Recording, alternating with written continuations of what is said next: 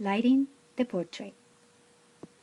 In order to paint a successful portrait, one must learn to utilize light. The adequate illumination of the model will both describe form and mood.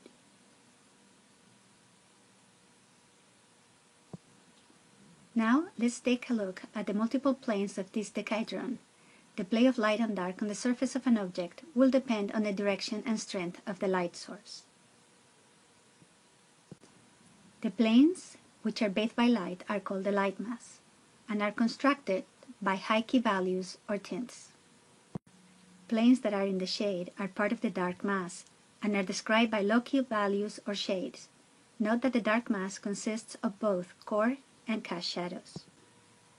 The complex planar structure of the human face and its lighting possibilities is best understood with a planimetric head, devised by John Asaro in 1976.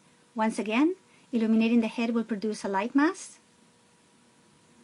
and a dark mass, each plane described by a value or tonal variation.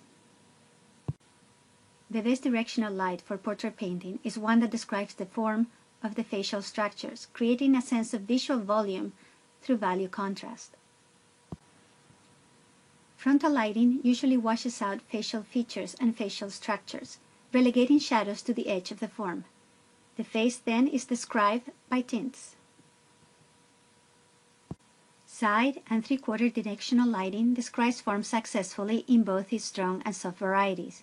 They are some of the most utilized portrait illumination choices in the history of art.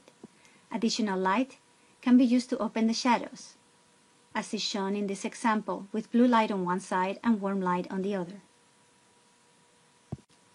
Monster lighting, which illuminates the face from below, is a directional light that is more interested in portraying mood than a faithful description of the subject. This type of illumination creates long, reverse shadows that deform and obscure the features. Backlighting is another form of mood illumination. It can evoke a sense of drama, mystery, and in some cases it can create a sense of romanticism, especially in its soft varieties. Top directional light tends to recreate the feel of sunlight.